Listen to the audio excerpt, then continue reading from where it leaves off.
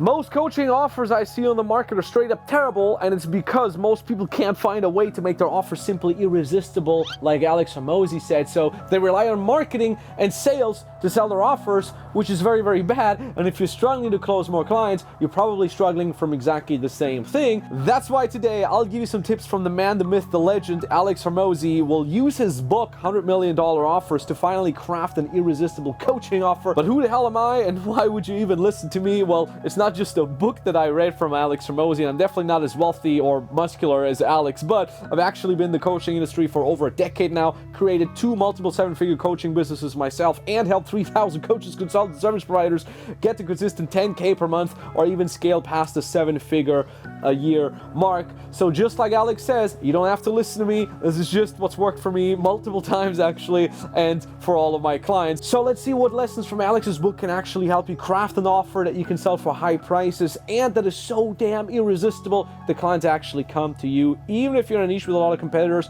or you've never sold anything before. Because the cool thing about this is that I've distilled Hormozi's lessons down to 3 steps and simplified them so you can maximize value in the shortest amount of time possible. And at the end, I'll even show you how you can handle all the new clients you'll have coming to you without having to burn yourself out. Now, here's something strange to start.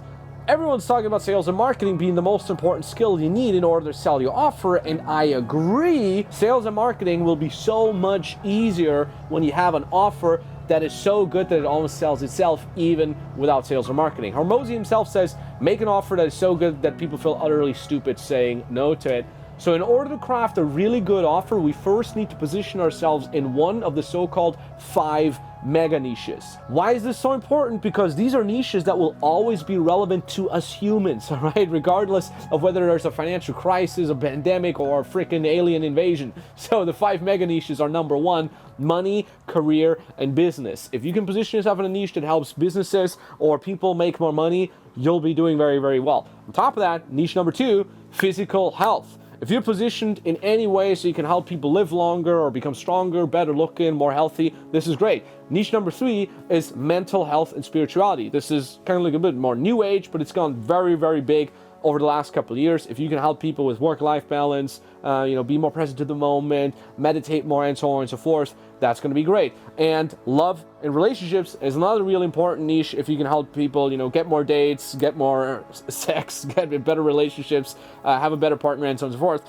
you'll be doing very, very well. And last but not least, we have hobbies and passions. If you're positioned there, maybe you can help people with better golf. We've had clients that are doing esports coaching, pet coaching, and so on and so forth. So I'm assuming that you got a skill, hobby, expertise, passion that you like to coach, so ask yourself, in which of these 5 mega niches does it fit? Now, the next step is to refine that offer via the rule of 1. Rule of 1 means you should offer one end result to one audience. A lot of people kind of start coaching or consulting and they say, well, if I help these people with this, and then I help this other group with this other end result, and oh, I also coach this, then I can get more clients, right?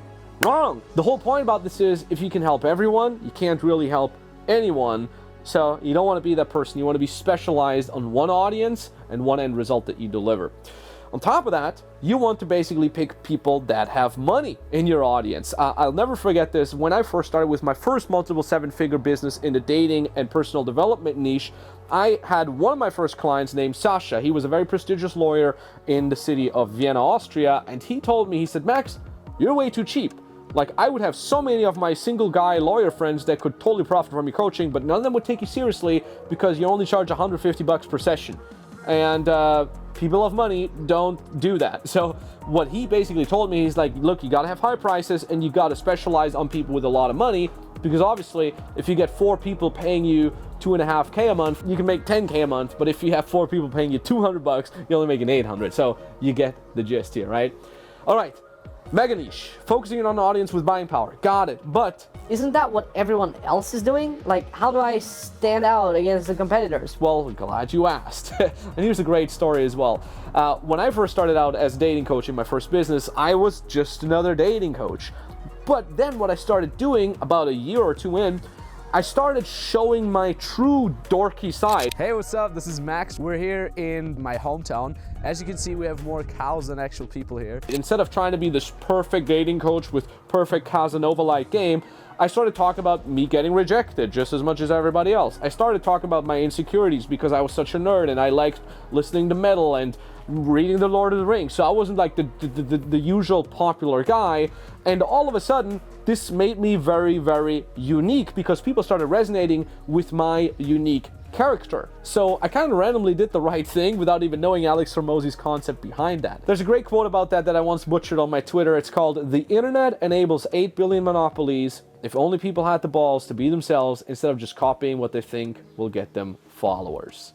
That means you need to refine your offer, you need to make it more unique, you need to become your own niche by adding a unique twist to your offer.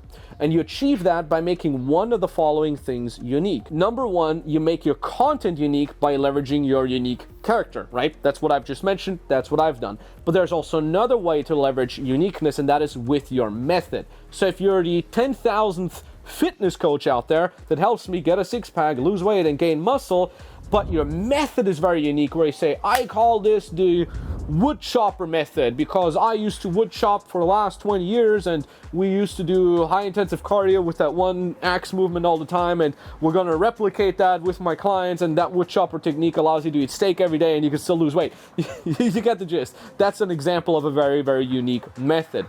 Or you can also stand out from the crowd by having a very unique audience. We've talked about focusing on an audience with buying power already, but if you then niche it down even further, where you say, hey, I help IT nerd professionals find their dream partner because I've been an IT nerd professional as well, and we have very unique challenges because we're so introverted and all we do is sit in front of computers. So I'm your guy. If you're an IT nerd, you want to get better with women, I'm your guy, as opposed to just a general dating coach. So you can see here, there's multiple ways you can make yourself unique, and of course, you can combine these ways as well. Now, this will enable you to stand out even if you're in a niche with lots of competitors, right? This will enable you to be perceived as more unique and therefore more valuable than others, right? Now, you've heard me say earlier that there's a way that you have clients come to you. Yes, there is, and here's how it works. So the general consensus here is that if you want clients to come to you, you either need a gigantic brand, which takes way too long to build, or that you need to spend tons of money on paid ads, which is kind of expensive if you're just getting started. So over the past 5 years, I've kind of taken Hormozi's $100 million offer idea and spun it further into a method that allows you to have clients come to you in just a couple of weeks. It's called the flywheel hybrid method. And the way it works, it's basically a hybrid between posting and DMing. And what you're doing there is, number one, you're posting content on your social media platform. Even if you don't have any followers, the algorithms will push it to people of relevance as long as the post is good. What you're doing now is you get eyeballs onto your profile. You're either getting some eyeballs because your post is great, or you're getting no eyeballs because your post just doesn't fire. Either way, that allows you to gather data about what works and what doesn't when it comes to posting, right? Now what you're doing is you're learning what works and you're improving your posts, which now means you have even better engagement because your posts are getting better. And if you then sprinkle in that you're DMing people, you're engaging with those people that are liking or commenting on your posts, you know, reaching out, you're getting interested people, you're getting your first clients, you're gathering more and more eyeballs, you're gathering more and more insights, and the flywheel, right, starts spinning faster and faster. And this is literally how you can sell a very, very cool offer in a very, very simple way that doesn't cost you any money. And the flywheel starts spinning faster and faster, more and more people will eventually come to you. But all of this only works if you can actually deliver and what you promise, right? Meaning that, you know, you're properly coaching your clients and you're helping them solve their problems. So the stuff that your clients learn and how you can coach them is very, very key. And you want to do this in a way where you can handle lots of clients without having to coach for hours a day and burning yourself out. So here's a bonus step for you. Look, everyone wants to start coaching or consulting by making a course, but guess what? 90% of courses fail because people make the courses before selling them or having clients go through them, and then people don't like it, and then they've created the course completely in vain. So what I and Hormozi strongly advise you to do is sell first, and then you create the course around it. I know it sounds kind of counterintuitive, but hear me out. When you're first starting to coach, you want to be coaching one-on-one. Why? Because as you're coaching one-on-one, you're really in touch with your clients. And by the way, you can also make it easier for them to give you a lot of money because it's a one-on-one approach kind of thing. And as you're getting your first 3, 4, 5, 10 clients one-on-one, you'll start seeing patterns emerge. For example, they all ask you the same kind of questions.